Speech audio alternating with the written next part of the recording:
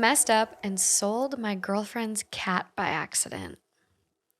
So, my girlfriend and I are moving into a new apartment, and while she was at work, I helped her out by selling the 2 beds she had in her apartment because we were going to use my better beds that I had at my house. Little did I know, when the cat is scared, it hides inside the box spring. Oh, no. Until now, there's been stuff under the bed preventing him from doing it, but there was a hole big enough for him to go crawl inside and hide in there. It is not a cat that ever goes outside, and he didn't bolt out the door when I was helping the people from Craigslist purchasing the beds carry them out. She lived in Northridge apartment in Rock Creek, and if you know those apartments, there's 2 sets of doors he would have to go through to get out. We would have noticed him leave. Well, he's no longer in her apartment, and we've been working with the buyer to search through his house, garage/perimeter, where he stored the box spring once he got home. He strapped the box spring on top of the car for the transport, so the cat could have jumped out on the transport as well at any moment. Yeah. As you can imagine, my girlfriend is absolutely crushed. I know some think it's just a cat, but if you've ever owned an animal, I ask that you understand how unbelievably devastating this is. Yeah. CAMO was her world, and I was the one who took that away from her days before Christmas of all times of the year. This is a picture I took of him literally 3 days ago when we were messing around with a costume we bought the little guy Camo. for Christmas. Thank you for any help you may be able to provide. We would want to know, dead or alive, what state he's in, and can only offer $100 for him from the money we got from the beds. Moving is, and this time of year is proving to be financially challenging. Yeah. Thank you so much for any information you may have. He could be anywhere near Hillsborough Airport or Rock Creek area. So this is, it was posted originally in the r/Portland, so they live in Oregon. Okay. And again, thanks again.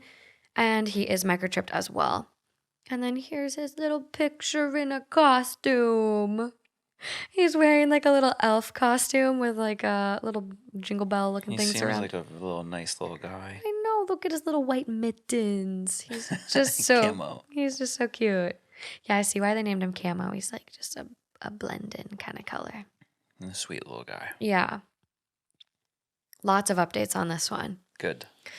Update, so we've had an overwhelming of response from so many people willing to help. That being said, we currently have a small animal trap in the garage as of right now with a bowl of water at the end of it and some clothing next to the bowl, as suggested by a cat rescue in Hillsborough that was kind enough to lend us the trap for free. Nice. Next, we have notified everything we can, posted lost cat posters around the areas he could be, and have registered the microchip service with his and updated the contact info. I posted on Craigslist, and now we are going to reach out as per suggestion by blah, blah, blah. And it's just like a website, like canines, our dog, something. The trap will be checked in the morning and every couple of hours each day. I know a thought might be emptying out the garage to confirm he's not in there.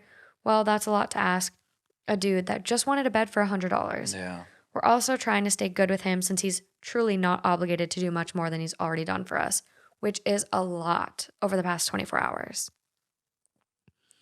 Update, and this is over the course of a couple days. Okay. So now we're 2 days later. Update, still no sign of Camo, nothing in the cage, and the search and rescue guy, well, we decided after some further suggestion, we were not going to hire him. We did receive, however, a reach out from a local news station for the story. Can't believe that. Wow. We are responding quickly with them and hope to get the story out in a better way. My girlfriend has put up more posters, talked to some neighbors, and did more search. She even rented a thermal camera from Home Depot, found 2 bunnies and 2 birds with it, but unfortunately, Oh, wow. no cat. Yeah. Had no idea that was even possible till again, read it. Yeah. There's a long thread below here, so whoever suggested FLIR, amazing. Thanks again for your help. I'm sure someone was kind enough to have a relationship with that news station and talk to someone there.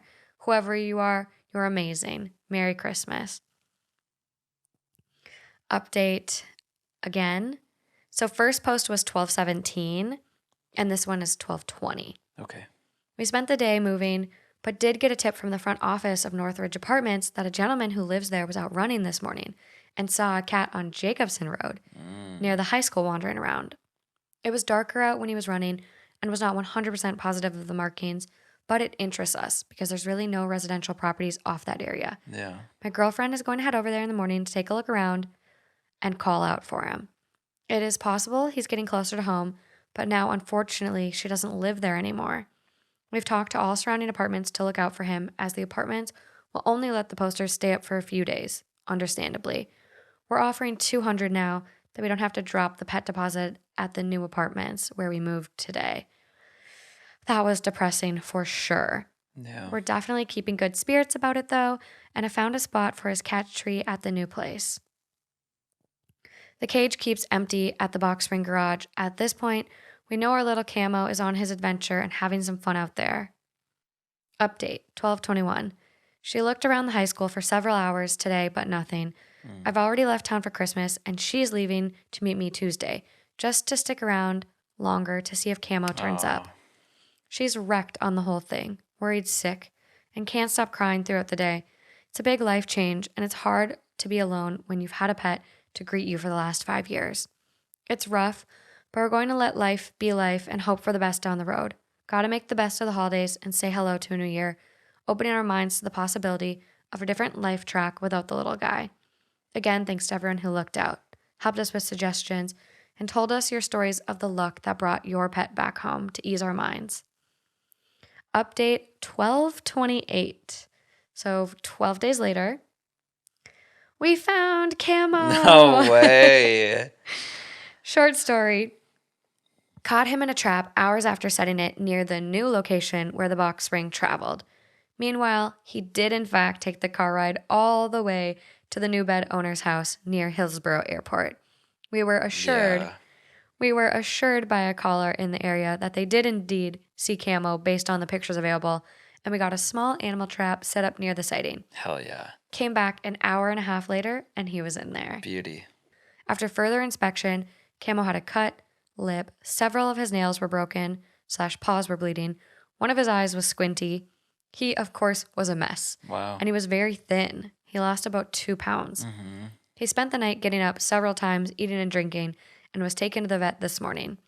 The vet gave him an antibiotic shot, a good inspection, and he was off back to home, where we think we pulled a tick off and are treating him for fleas. Haley gave him a bath, and he's been cleaning himself vigorously since. All is good, and we expect the news to be covering this pretty extensively, so that's why we've waited to release this until we had some time to discuss the plan. I love that. Yeah. Let's go CAMO. I know. We can't ever say thank you enough to all the people that spent their cherished holiday time and resources to help bring CAMO home. That's so cute. Yeah, you have to. I was thinking too, if he didn't come out as they were carrying the box spring out to the car. Oh my God, he probably got shaken up inside of that thing like a snow globe. Yeah, but you'd have to assume that he's not going to jump out as it's being transported. He's going to wait until that thing's still and there's no noise for a little bit. Look at how happy he is to be home, just sleeping on the little bed. Yeah, he was roughing it. He was I out know. there. He was like nails broken, paws bleeding. It was wild. And He probably had to fight off some animals to Yeah. survive. Poor it little gets crazy buddy. out there. Yeah. Oh my God. Lauren has like a bunch of feral cats around her apartment.